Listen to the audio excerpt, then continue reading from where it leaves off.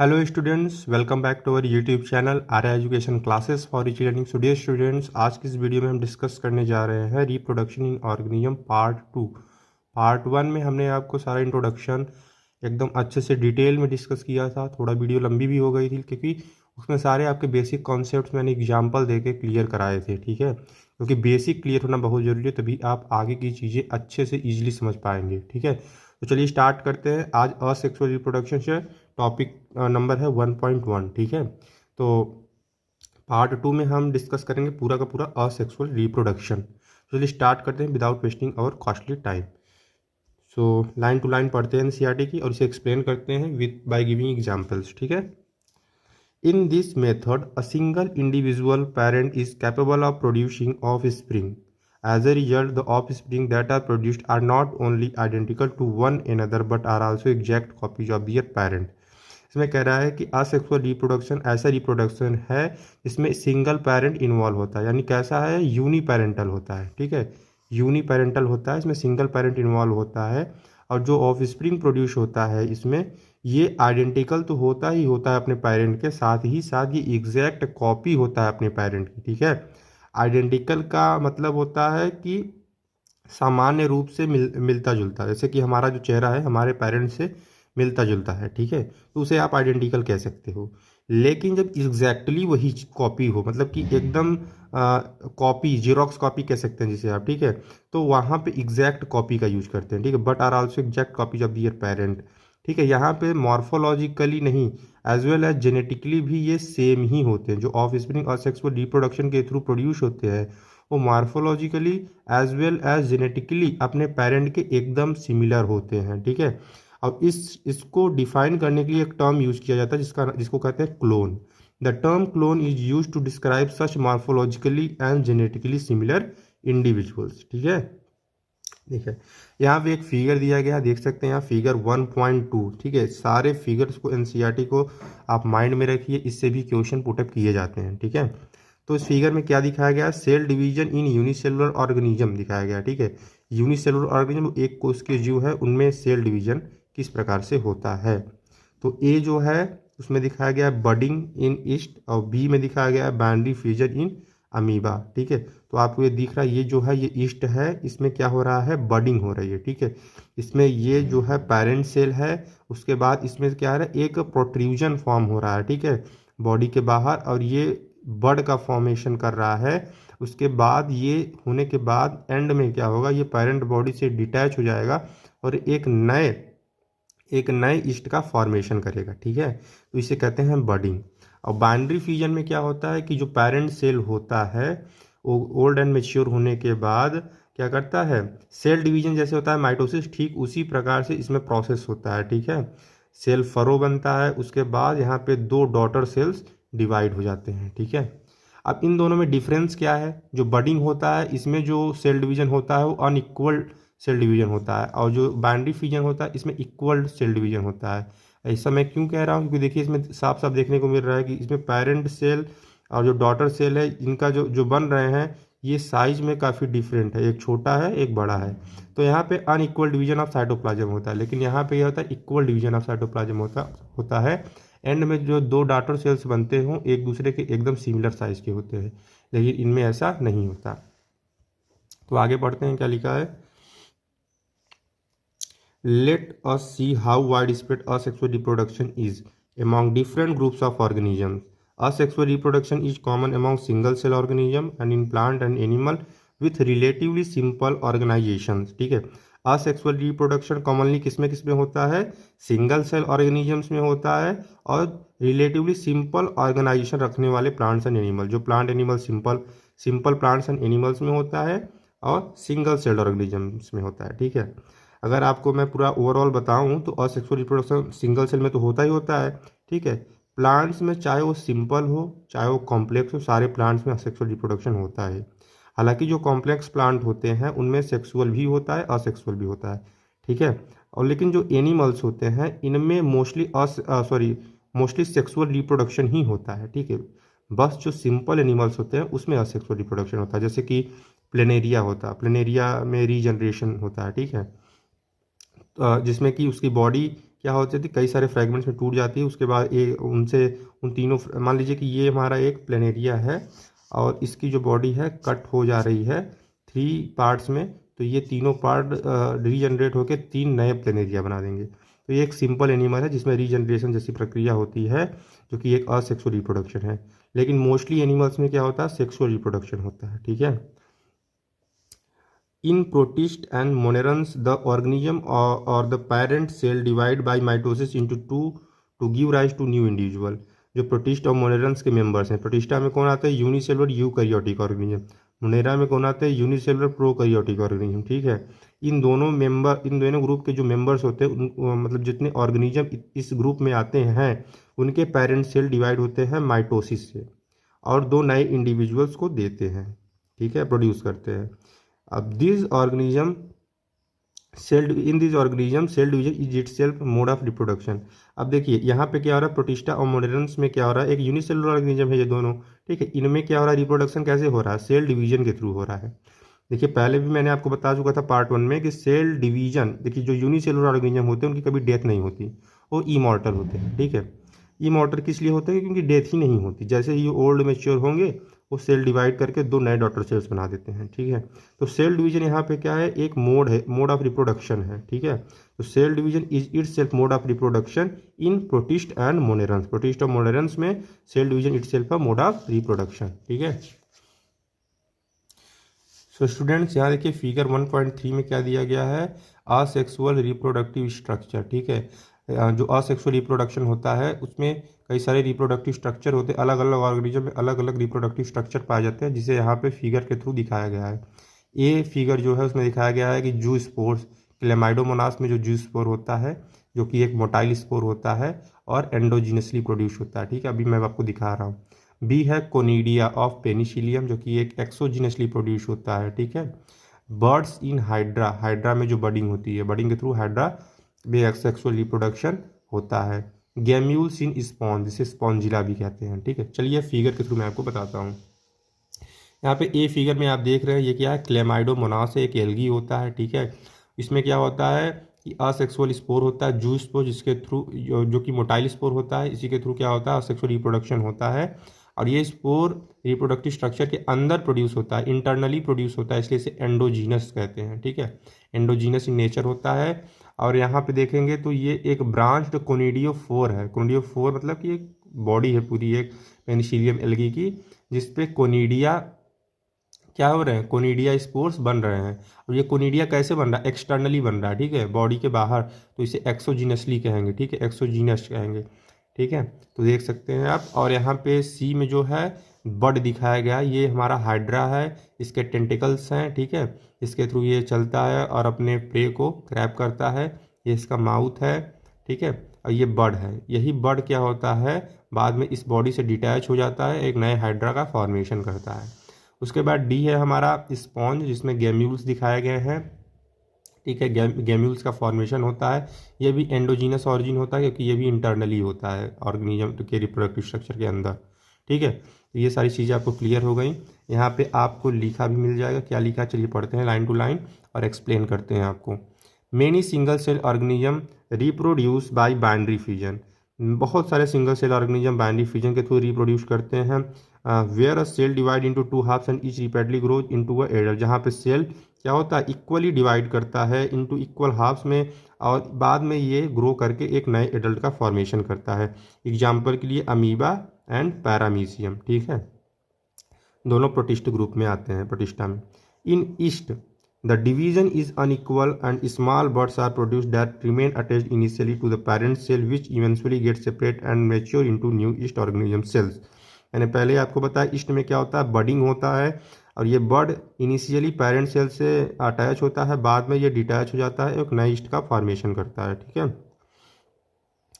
Under unfavorable condition, the amoeba withdraws its pseudopodia and secretes a 3-layered hard covering or cyst around itself. This phenomena is termed as incystation.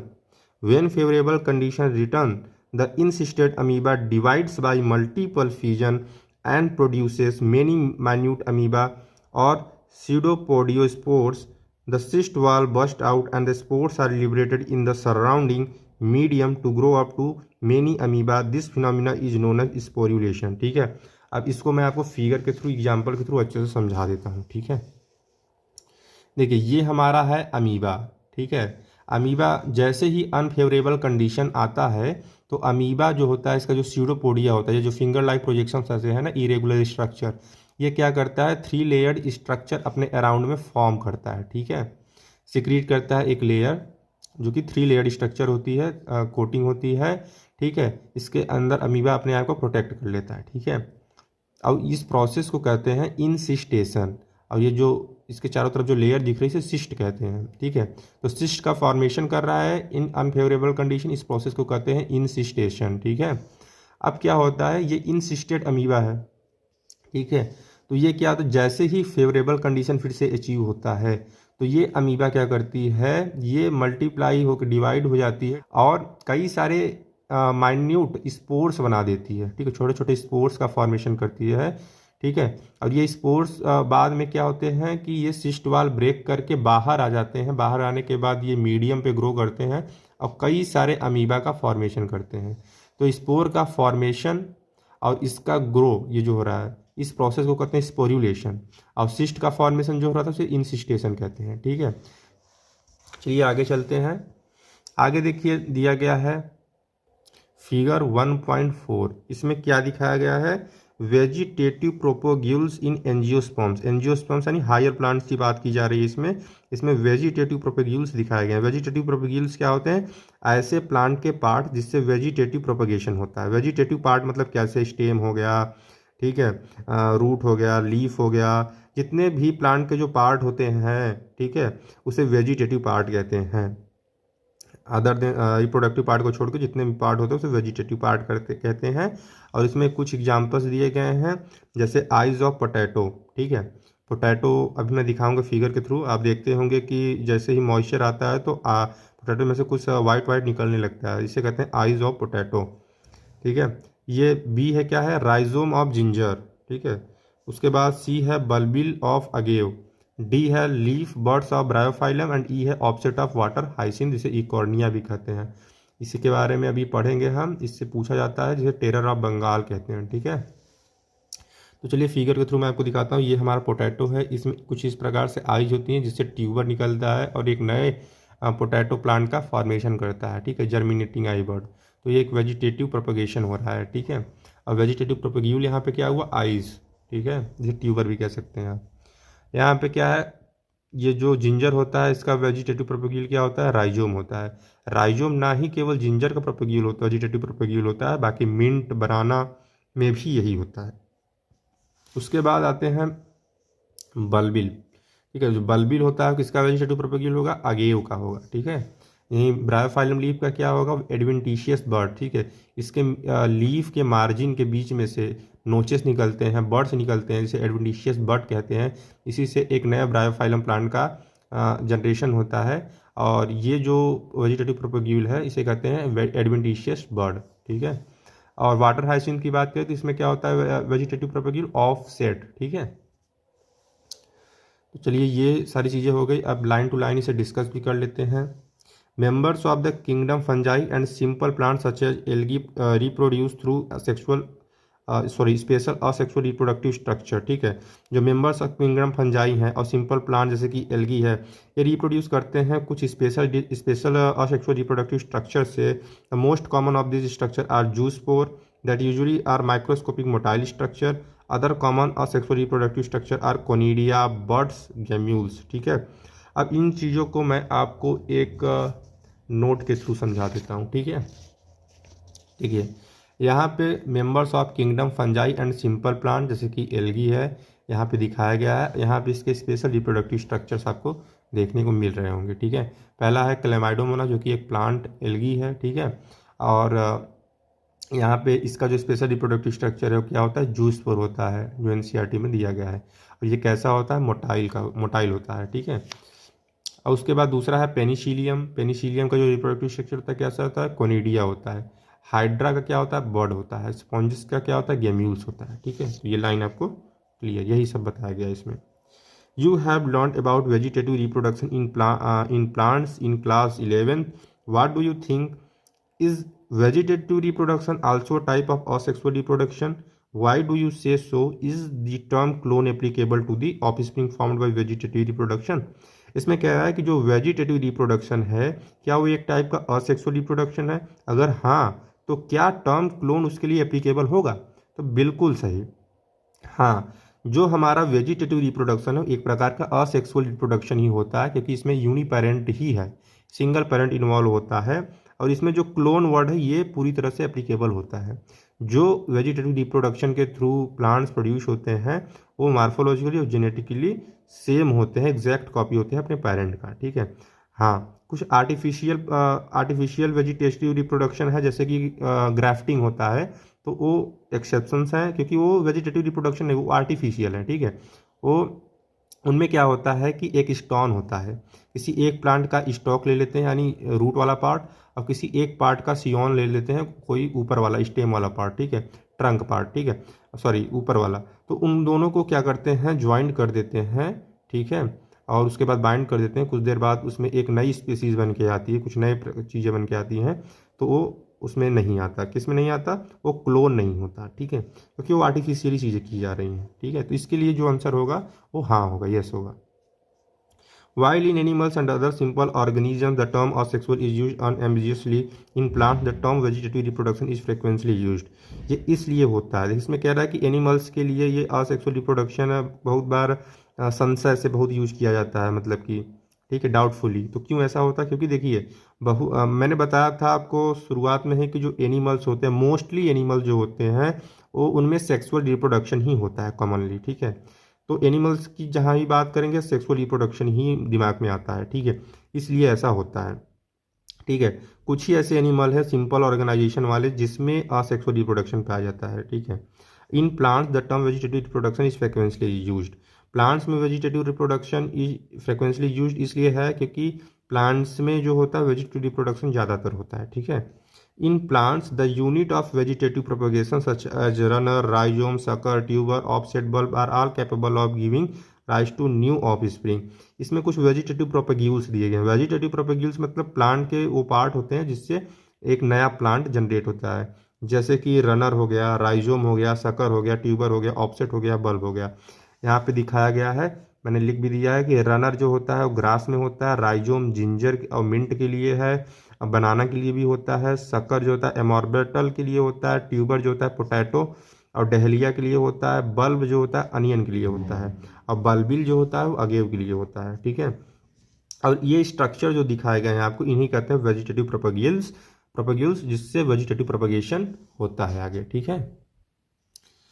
Obviously, since the formation of this structure does not involve two parents, the process involved is asexual. In some organisms, if the body breaks into distinct pieces, fragments, such fragments grow into an adult capable of producing offspring. Example, Hydra.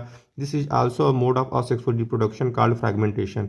इसमें कह रहा है कि asexual reproduction ऐसा reproduction होता है जिसमें single parent involve होते हैं। कुछ ऐसी चीज़ें हैं जैसे कि एक asexual रिप्रोडक्शन का एक एग्जांपल है फ्रैगमेंटेशन, जो किस में होता है? हाइड्रा में होता है। इसमें क्या होता है? हाइड्रा कई फ्रैगमेंट में डिवाइड हो जाती है और वो फ्रैगमेंट आगे जाके नए ऑर्गेनिज्म का फॉर्मेशन करते हैं, तो ये क्या हो गया? हमारा फ्रैगमेंटेशन हो गया, ठीक है। क्योंकि इसमें हाइड्रा का एक सिंगल पेरेंट ही डिवाइड होके तीन नए, जितने भी फ्रैगमेंट में डिवाइड होगा 3 या 4, ठीक है, 3 या 4 नए हाइड्रास बना रहा है, ठीक है।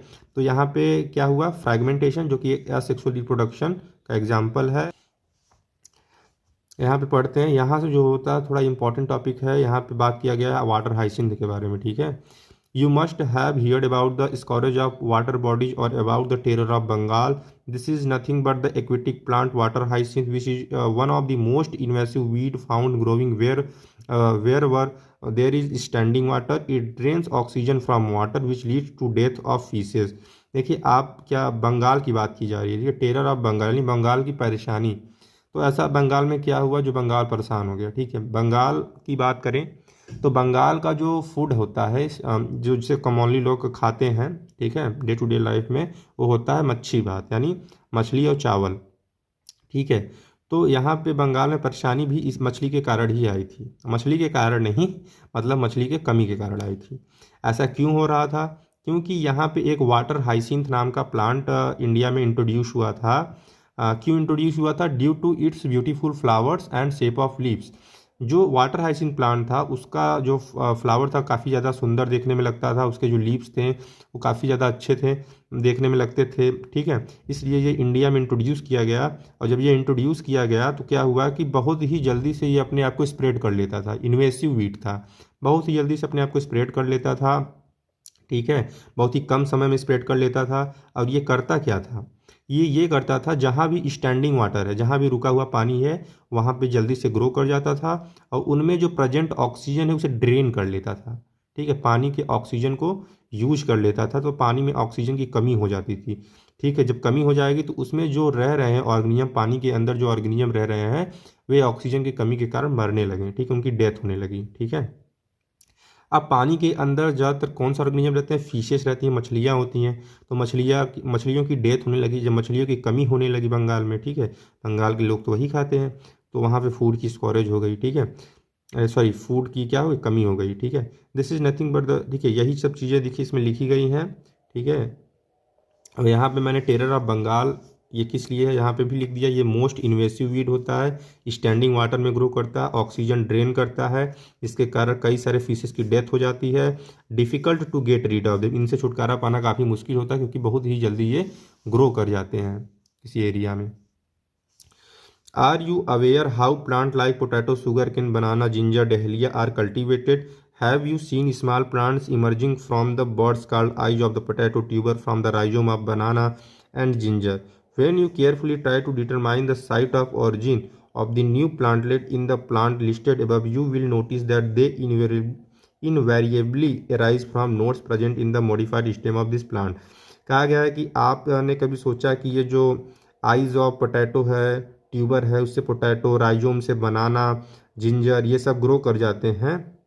When you carefully try to determine, जब आप केयरफुली इसको देखना चाहेंगे, ठीक है, समझना चाहेंगे, तो इसका जो साइट ऑफ ऑरिजिन है, जो नए प्लांट का साइट ऑफ ऑरिजिन है, वो क्या होता है? वो नोड होता है। क्या होता है? नोड। नोड से ही वो ग्रो करते हैं। You will notice that the invariably arise from node. वो कहाँ से निकलते हैं? नोड से निकलते हैं, ठीक है।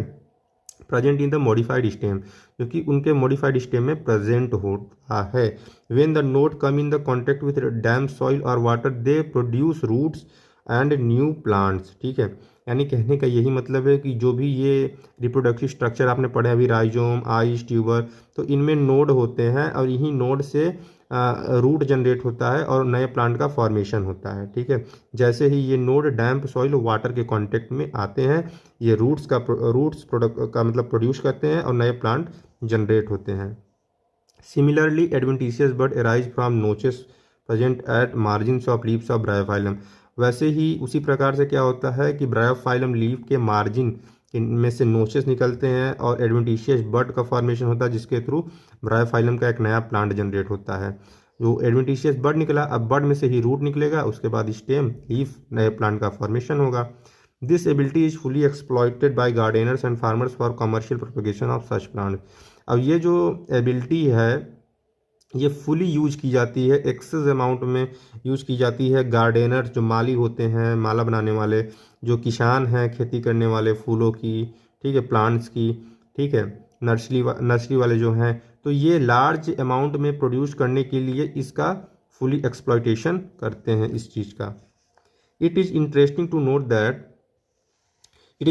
To note that the asexual reproduction is common method of reproduction in organisms that have relatively simple organization like algae and fungi, and that they shift to sexual method of reproduction just before the onset of adverse condition, ठीक है। और यहाँ पे एक question में पूछा गया है, why is sexual reproduction favoured under such condition. तो इसका मैं एक ही आपको पूरा आंसर दे रहा हूँ कि ये जो असेक्सुअल रिप्रोडक्शन होता है, ठीक है, ये जब होता है तो ये मार्फोलॉजिकली और जेनेटिकली सेम इंडिविजुअल प्रोड्यूस करता है, ठीक है।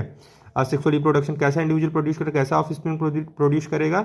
जो कि अपने पेरेंट का एग्जैक्ट कॉपी होगा। ना तो जेनेटिकली कोई वेरिएशन आता है और ना ही मार्फोलॉजिकली कोई वेरिएशन आता है। तो जीन में कोई वेरिएशन आ नहीं रहा है, जैसा तो जिस इन्वायरमेंट में उसका पेरेंट सर्वाइव कर पाएगा, उसी इन्वायरमेंट में उसका ऑफस्प्रिंग भी सर्वाइव कर पाएगा। अगर मान लीजिए कोई एडवर्स कंडीशन, कोई देखिए जो अर्थ है ना, इस पर कंडीशन बदलती ही रहती हैं। जो मौसम है, जो चीज़ें हैं वो बदलती रहती हैं, और एकदम अचानक से कोई चीज़ें बदल दी, जो कंडीशन है उसके विपरीत हो जाए जिसमें वो रह रहा है, तो वो जो है उसकी पूरी स्पीसीज ख़त्म हो जाएगी, क्योंकि पूरी जो स्पीसीज है सबका जेनेटिक नेचर एक ही है, ठीक है। अगर एक ख़त्म होगा तो सारे ख़त्म हो जाएंगे, ठीक है। लेकिन सेक्सुअल रिप्रोडक्शन में ऐसा नहीं होता। सेक्सुअल रिप्रोडक्शन में क्या होता है कि generation to generation variation create होते रहते हैं, ठीक है। सबका जीन एक जैसा नहीं होता, सबके डीएनए में जो जीन चेंजेस होते रहते हैं, जेनेटिक ड्रिफ्ट जिसे कहते हैं, ठीक है। तो जीन में चेंजेस होते रहते हैं, जेनेटिक वेरिएशन होते रहते हैं। इसलिए उसमें क्या होता है, अगर मान लीजिए कोई एडवर्स कंडीशन आ भी जाता है तो ह्यूमन की पूरी पॉपुलेशन नहीं खत्म होगी। ह्यूमन की या फिर किसी भी एनिमल्स की जो सेक्सुअली रिप्रोड्यूस करते हैं उनकी पूरी पॉपुलेशन खत्म नहीं होगी। सिर्फ वही पॉपुलेशन खत्म होगी जिनमें वो एडाप्टेबिलिटी नहीं होगी, उस इन्वायरमेंट में एडाप्ट करने की एडाप्टेबिलिटी नहीं होगी, उसमें ऐसे जेनेटिक चीज़ें नहीं होंगी। लेकिन सारे नहीं खत्म होंगे, क्योंकि सब में कुछ ना कुछ वेरिएशन है, कुछ ऐसे होंगे जो उस कंडीशन में अपने आप को सर्वाइव कर जाएंगे, अडाप्ट कर लेंगे उस कंडीशन को, ठीक है। तो सेक्सुअल रिप्रोडक्शन का ये एक एडवांटेज होता है कि जब कोई एडवर्स कंडीशन आता है तो उसकी सारी पॉपुलेशन नहीं खत्म होती। जो मतलब ऑर्गेनिज्म है, यहाँ पे देखिए क्या लिखा है, लाइक एल्गी एंड फंजाई। जो एल्गी एंड फंजाई होते हैं ये सेक्सुअली रिप्रोड्यूस तो करते हैं, लेकिन जैसे ही कोई एडवर्स कंडीशन आता है ये सेक्सुअल मेथड ऑफ रिप्रोडक्शन में स्विच कर जाते हैं, क्योंकि अपने स्पीसीज को बचाने के लिए। क्योंकि क्या होता है कि सेक्सुअल रिप्रोडक्शन में जेनेटिक चेंजेस आ जाते हैं, और जिसके कारण एडवर्स कंडीशन में भी ये अपने आप को अडाप्ट कर लेते हैं, सर्वाइव कर जाते हैं, उसके हिसाब से अपने में जेनेटिक चेंज इंड्यूस कर लेते हैं, ठीक है। तो इसी कारण से सेक्सुअल रिप्रोडक्शन फेवर किया जाता है अंडर सच कंडीशन, ठीक है। Asexual vegetative as well as sexual mode of reproduction are exhibited by higher plants. On the other hand only sexual mode of reproduction is present in most of the animals, ठीक है। इसमें यह कहा गया है कि असेक्सुअल या vegetative जो मोड ऑफ रिप्रोडक्शन होता है ये and sexual mode of reproduction दोनों, हायर प्लांट्स में असेक्सुअल और सेक्सुअल मोड ऑफ रिप्रोडक्शन दोनों पाए जाते हैं, लेकिन जो मोस्ट ऑफ एनिमल्स होते हैं उसमें सिर्फ sexual mode of reproduction exhibit किया जाता है, ठीक है। तो आज के लिए इतना ही, मिलते हैं अगले वीडियो में। धन्यवाद। जाते जाते आपसे यही कहना चाहूँगा, फुल कॉन्सेंट्रेशन से, फुल कॉन्फिडेंस से आप चीज़ों को पढ़ते जाइए, सारे कॉन्सेप्ट हम एनसीईआरटी के आपको क्लियर करा देंगे, ठीक है। तो चलिए आज इसी के साथ आज का वीडियो एंड करते हैं, मिलते हैं अगले वीडियो में। धन्यवाद।